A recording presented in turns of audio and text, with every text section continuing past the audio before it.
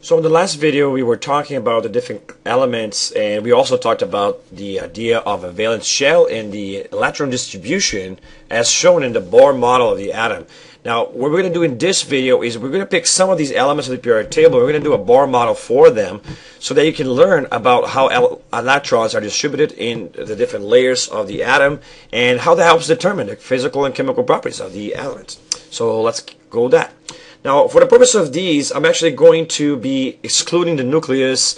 I'm not going to be drawing every single proton of the atom because it's going to be very, very time consuming to do that. But for the first ones, why not? So like you kind of have a proton in the nucleus, and the simplest element you have is going to be hydrogen, which is just basically going to have one electron surrounding a nucleus. And notice that this hydrogen atom will have one electron on its last shell. It will only have one shell. Notice that.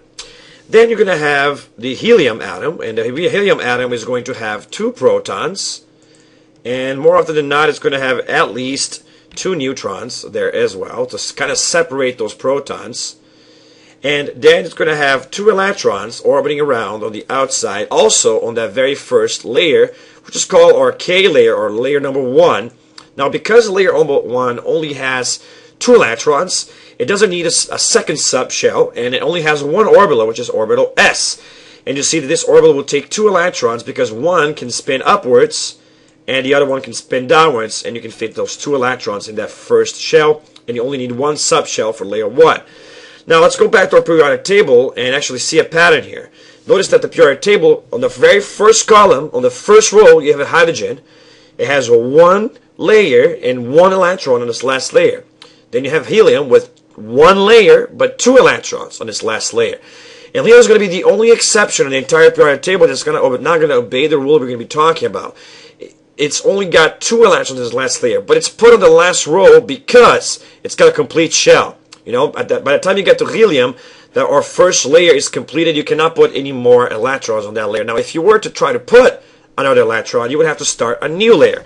And now I'm going to stop drawing the nucleus just to make things a little easier for us. I'm just going to put the name of the element on the middle. Now, lithium will have three protons on the inside. So it's going to have three protons on the inside. So it's an atomic number of 3. Now that means it's going to have one layer of electrons, just like before. So you're going to have one electron, two electrons. And that means our first shell is now completed because I filled in the first up and down spin electrons on the S orbital of the first shell.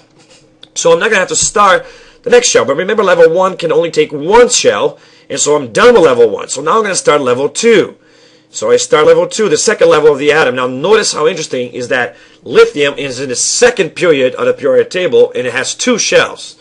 Now on the last shell, it's going to have one electron, since it's got an atomic number of 3, so we got to put 3 electrons. So there you go, one more electron. And since it's going to occupy the lowest energy level, its ground state, it's going to occupy the first block there, the upspin of the S subshell of the second layer.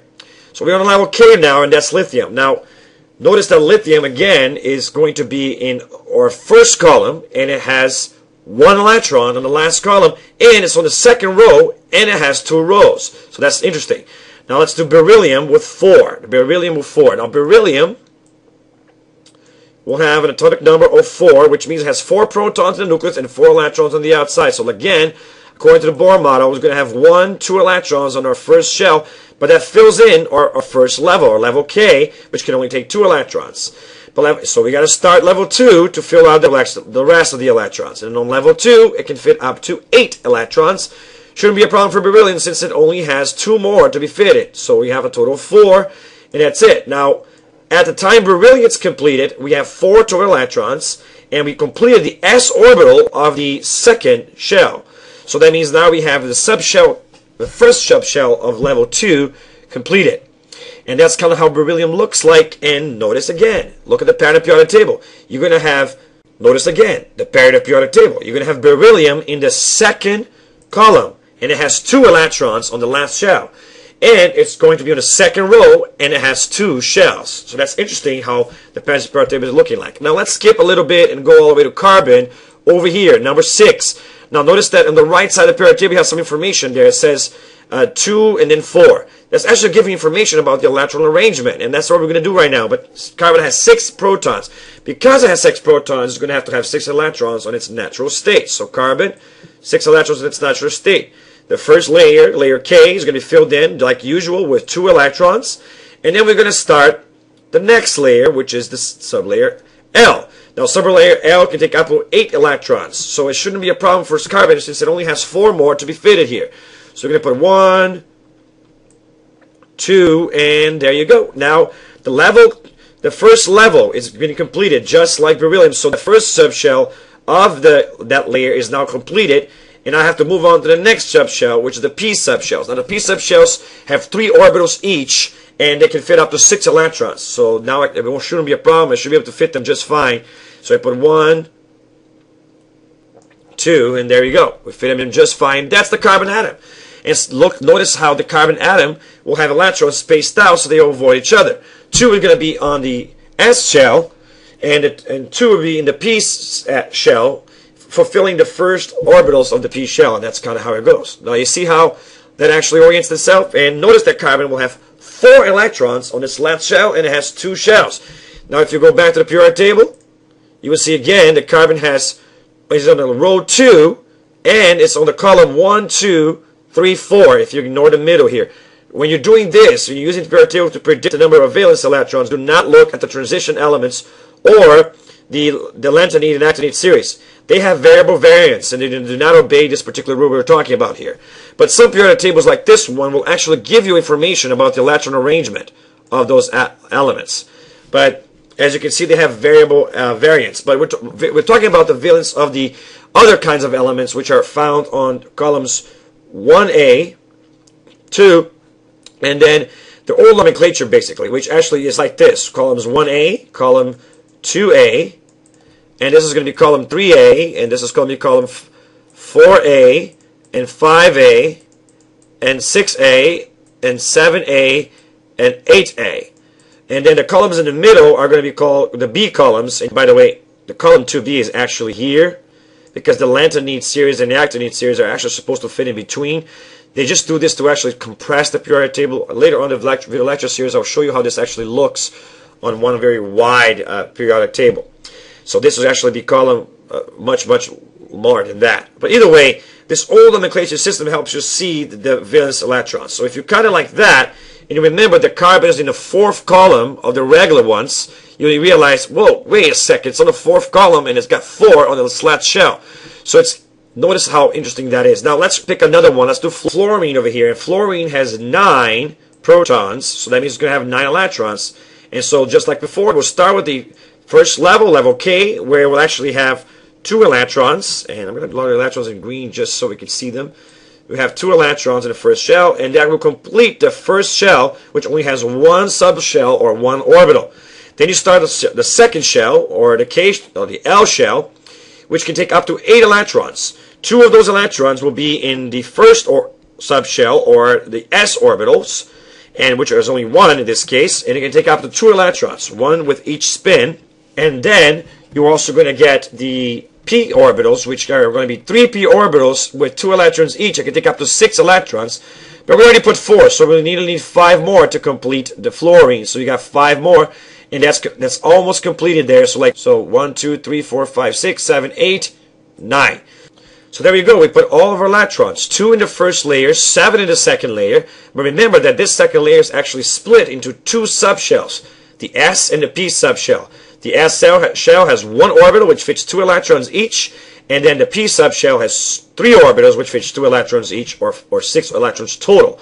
But notice that we could still fit 1 more electron on this shell, but we haven't done that yet. So let's do it in the next atom, and let's actually look at neon, which is number 10. Now notice that neon is only going to be in the last column of the periodic table.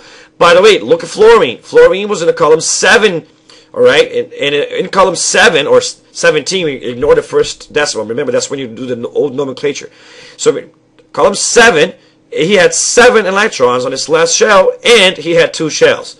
So you see a pattern, hopefully, forming here. All right, now let's see the next one here. And I hope you're taking notes of this so you can figure out the pattern. So neon is going to have 10 electrons. 10 electrons because it has 10 protons. So it will have 2 layers, again, just like before. Let's put the first 2 layers. And let's put the electrons. It's going to have 1, 2 electrons, fills in the first level. Second level can take up to 8 electrons. 2 can fit in here, and then 6 in the P subshell, which has 3 orbitals, for a total of 10. Now notice how neon completes level 2. All of level 2 will be filled out by neon. It will have 1, 2, 3, 4, 5, 6, 7, 8 on the last shell for a total of 10 electrons, and it's completed. Now notice how interesting. Neon, as a noble gas, has a completed shell. Alright? So notice how that's actually the pattern there. Now let's do a few more, just to see the pattern clearly. Let's do sodium, which is number 11, the next one on the periodic table. So let's do 11. Sodium, which is 11. So again, sodium, Na, after the Latin name for sodium, 11.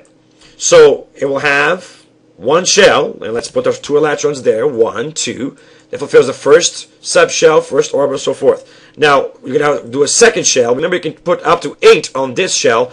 We can put 2 electrons on our level 2, and then 6 electrons on our p orbitals, 3 orbitals in there, on that subshell. So you're going to have 8 total in the Bohr model, 1, 2, 3, 4. And notice that after I put 4 as far as apart I can from each other, I start pairing them up. Alright, so I put that, and I have 8 total, but I only have 10 electrons there. This is how neon would look like. So now I have to put 1 more. I can go ahead and put 1 right here, right? No, I couldn't. See, the second layer is completed. So now I have to go to the next sub-layer, and I actually have to start another shell. So there you go. Start another shell, and put that 1 electron there. So there you go. Now notice that sodium will have 1 electron on this last shell, but it has 3 shells. Go back to the periodic table, and you see, look at that. Sodium will have 3 shells, and it's in column in the row 3. And we'll have 1 electron in this last shell, and it happens to be in column 1. Let's do just 1 more, just for pattern's sake. Chlorine with 17, all the way here in family 7 or 17, the new nomenclature.